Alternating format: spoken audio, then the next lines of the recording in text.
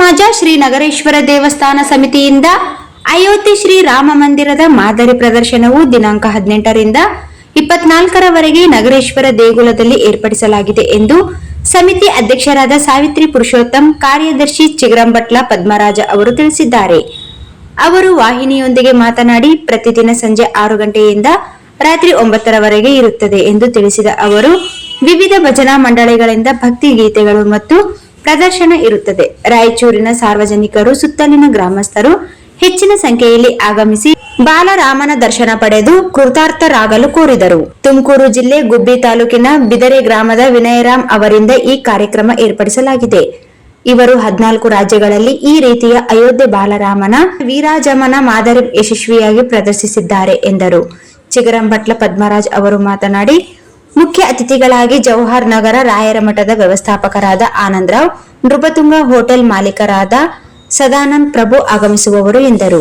ಆರ್ಯ ವೈಶ್ಯ ಸಮಾಜದ ಸದಸ್ಯರಾದ ಅಂಬಟಿ ವೆಂಕಟರಾಜ್ ಮತ್ತು ದೇವಗಾರಿ ಸತೀಶ್ ಇದ್ದರು.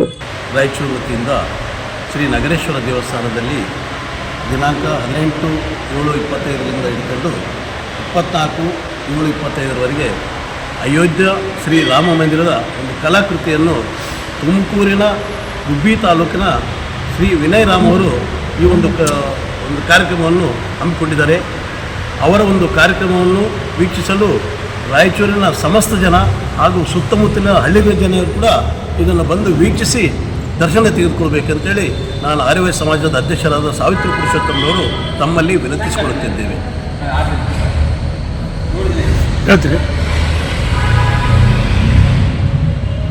ನಾನು ಚಿಗರಂಬಟ್ಲ ಪದ್ಮರಾಜು, ಆರ್ಯವೈಶ್ಯ ಸಮಾಜದ ಸೆಕ್ರೆಟರಿ.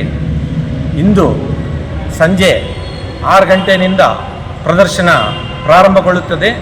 ಅದಕ್ಕೆ ಮುಖ್ಯ ಅತಿಥಿಗಳಾದ ಸದಾನಂದ್ ಪ್ರಭು, ನೃಪತುಂಗ ಹೋಟೆಲ್ ಮಾಲಕರು ಹಾಗೂ ಆನಂದ್ ಅರ್ಚಕರು, ನಮ್ಮ ರಾಯರ ಮಠದ ಮಠಾಧೀಶರು ಅವರು ಆಗಮಿಸುತ್ತಿದ್ದಾರೆ.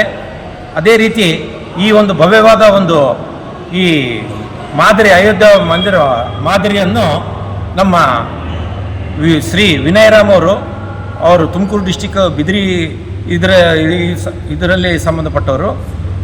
ಅವರಿಂದ ಸುಮಾರು ರಾಯಚೂರಿಂದು ಇದು 86ನೇ ಪ್ರದರ್ಶನ. ಅವರು 108 ಪ್ರದರ್ಶನ ಇದೇ ರೀತಿ ಮಾಡಬೇಕಂತ ಸಂಕಲ್ಪ ತಗೊಂಡಿದ್ದಾರೆ.